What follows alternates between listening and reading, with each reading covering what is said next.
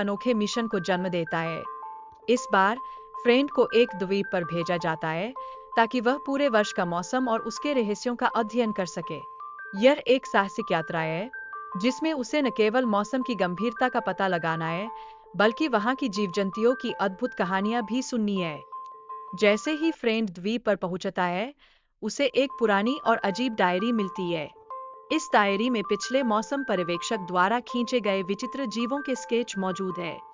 ये चित्र उसकी जिज्ञासा को और बढ़ा देते हैं और वह सोचता है कि क्या ये जीव वास्तव में ऐसे हैं जैसे वे चित्रित किए गए हैं। एक रात, जब चांद की रोशनी द्वीप को रहस्यमय बना देती है, फ्रेंड एक अजीब प्राणी का सामना करता है। भय के सागर में डूबते हुए, वह जल्दी से अपने घर की सुरक्षा को सुनिश्चित करता है। इस अनुभव ने उसे सिखाया कि इस अनजान द्वीप पर रहकर उसे कितनी सतर्कता बरतनी होगी। परंतु रात का डर केवल यही खत्म नहीं होता।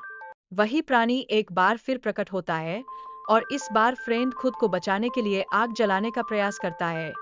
धधकती आग की गर्मी में वह अपने अस्तित्व के लिए संघर्ष करता है, एक ऐसी रात जो उसके जीवन को हमेशा के लिए बदल देती है। इस बीच ग्रूनर ने एक जीव को प्रशिक्षित किया है जो पहले एक जानलेवा हमलावर था, लेकिन अब वह उसका पालतू बन चुका है। यह दोस्त के लिए एक पूरी तरह से नया अनुभव है, क्योंकि उसे यह समझ आता है कि प्रकृति में विश्वास और रिश्तों की सार्थकता कैसे होती है। ग्रूनर अब अपने नए जीवन में पूरी तरह से रच बस गया है। वह अपने पुराने जीवन को पीछे छोड़ चुका है और इस द्वीप पर रहकर खुद को राजा मानता है।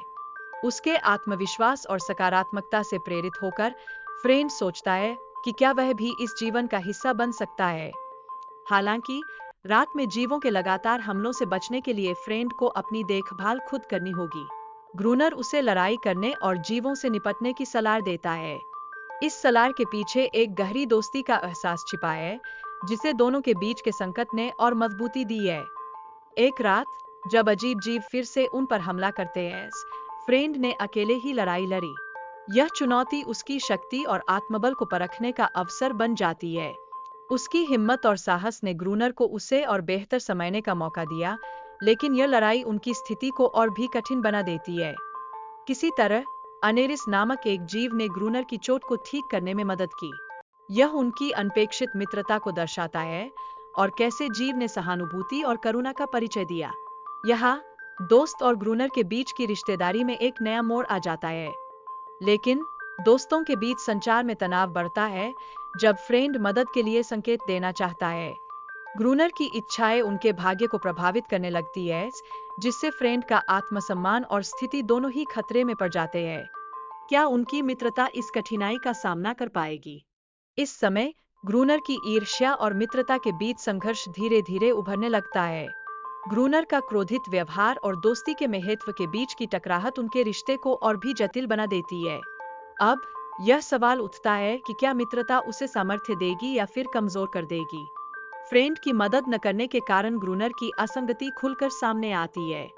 फ्रेंड ने खुद को बचाने के लिए साहस दिखाया, लेकिन ग्रूनर ने सहयोग करने की बजाय पीछे हटने का रास्ता अपनाया। यह स्थिति उनके रिश्ते को एक अलग दिशा में ले जाती है, जहां समझने और समझाने की जरूरत महसूस होती है। अज्ञानता और गलतफहमियों के कारण संघर्ष उत्पन्न होता है।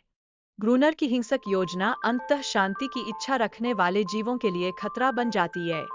यह समय है बदलाव का, जहां उन्हें अपने असली नफरत और मित्रता को पहचानने की आवश्यकता होती है। फ्रेंड द्वारा ग्रूनर की पहचान का खुलासा होने पर ग्रूनर चौंक जाता है। यह उनके बीच एक नया संघर्ष शुरू करता है, जिसमें दोस्ती और विश्वास की परीक्षा होती है। ऐसे क्षणों में ही यह स्पष्ट होता है कि पहचान की असली परतें क्या हैं। जब फ्रेंड शांति से जीवन जीने की कोशिश करता है, तब उसके चारों ओर के लोग उसकी पहचान को समझ नहीं पाते। यह उसकी कठिनाई को और बढ़ाता है, जिससे वह अपने अंदर की गहराइयों को समझने की कोशिश करता है। उसके अनुभव बताते हैं कि वह अकेला नहीं है। ग्रूनर के साथ भी एक समान स्थिति है, जिससे उनकी मित्रता की बुनियाद और मजबूत होती है। यह सब कुछ दर्शाता है कि कैसे वे दोनों एक दूसरे के अनुभव को साझा करते हैं। चुनौती और विपरीत परिस्थितियों के बावजूद उनकी बातचीत और सामंजस्य की यात्रा को साझा करते हैं। यह दोस्ती के बंधन को और गहरा करता है, जैसे जैसे वे एक दूसरे के साथ अपने अनुभवों को जीते हैं।